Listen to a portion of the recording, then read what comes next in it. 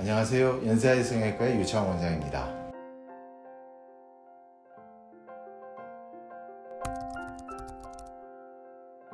안금하수는 우리가 이제 눈을 뜨는 정도가 안 떠질 때 그걸 안금하수라고 하죠. 그래서 정도의 차이는 있지만 저는 이제 환자들한테 보통 그렇게 설명합니다. 병적으로 치료가 필요할 정도로 눈을 못 뜨는 경우에는 그걸 안금하수라 하고요. 그게 아니고 기능적으로는 문제가 없지만 미용적으로 조금 덜 뜨지는 눈은 개슴츠레한 눈이라고 이렇게 표현을 해요. 그래서 안금하수, 개슴츠레한 눈, 좀 덜 개슴츠레한 눈, 또렷한 눈 이렇게 나눠서 보통 표현을 하는데, 안금하수라고 제가 이야기하는 거는 병적으로 조금 치료가 필요한, 기능적으로 문제가 돼서 그게 필요한 정도를 제가 안금하수라고 보통 이야기하죠.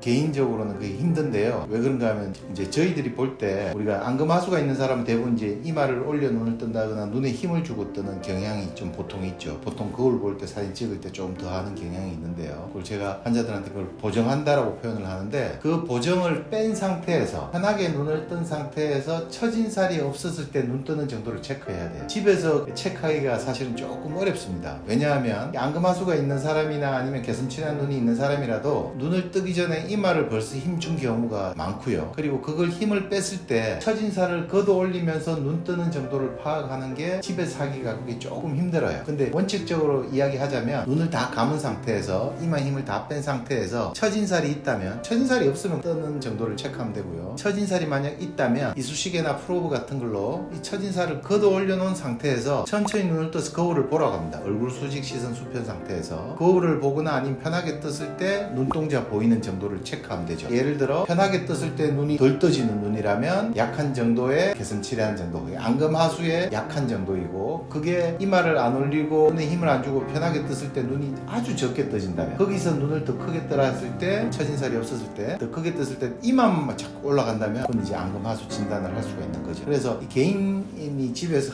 누구의 도움 없이 혼자서 하기에는 조금은 힘든 감이 있다고 보시면 됩니다. 그리고 그 중요한 게, 그 안금하수는 정도의 차이가 아주 중요하거든요.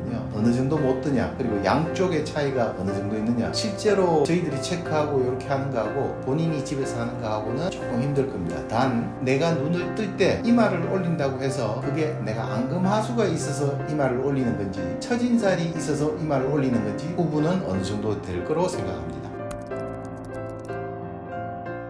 어디 가서 해도 됩니다. 성형외과 선생님 중에서 예를 들어서 눈을 안 하시는 쌤, 안과 중에서도 안과 질환만을 보시는 쌤, 이런 경우에는 또 안 보시겠죠. 근데 성형외과에서도 눈을 보시는 쌤, 안과에서도 눈 성형 하시는 쌤들은 그걸 보고 다 판단할 수 있죠.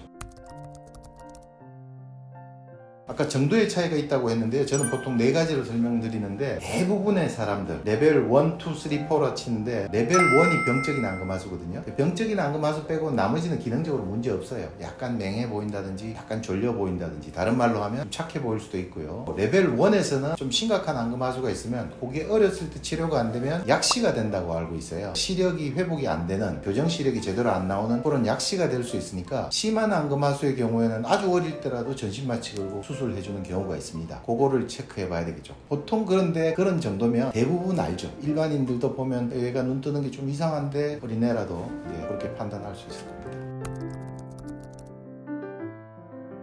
아까 정도의 차이가 있다고 그랬죠. 심각한 안금하수의 경우에는 심지어는 본인 눈 뜨는 힘 자체의 여유분이 정말 없는, 그러니까 우리가 리베이트 펑션이라고 그러는데, 안금 거근의 기능이 정말 없고 기본적으로 떠진 정도가 앞이 안 보일 정도로 못 뜨는 눈이라면, 좀 많이 심각한 눈에서는 이마 근육을 당겨서 눈 뜨는 건판에다가 고정하는 수술도 합니다. 흉터도 여기 막 남기면서 하는 거죠. 그런 것도 있고, 아니면 그거보다 좀 덜 하더라도 병적인 안금하수가 있다면 실리콘 줄을 이용해서 억지로 눈을 띄워놓는 거죠. 이렇게 걸어서. 그 다음에는 정말 간단한 안과에서 주로 수술하는 방법인데 저희들은 잘 안 하지만, 눈 안쪽을 뒤집어서 건판과 눈 뜨는 근육의 막에 붙어있는 부위를 일부 절제하고 꿰매는 방법이 있습니다. 굉장히 간단한데 안금하수가 조금 있는 경우에는 교정할 수가 있고요. 주로 저희들이 하는 거는 우리가 쌍꺼풀하고 미적인 영역에 이렇게 관심이 있다 보니까 성형외과 의사들은, 그리고 병원가에서는 미용을 신경 안 쓸 수가 없어요. 그래서 병적인 안금하수는 보통 대학병원에서 보통 하고요. 저희들은 미용적인 목적으로 하니까 대부분 눈꺼풀로 들어가서 쌍꺼풀을 하는 절개선을 이용해서 눈 뜨는 근육의 근막을 조금 단축시켜주는 수술을 합니다. 그런 수술 방법, 크게 말해서 한 4가지 정도 있다고 보시면 되겠죠.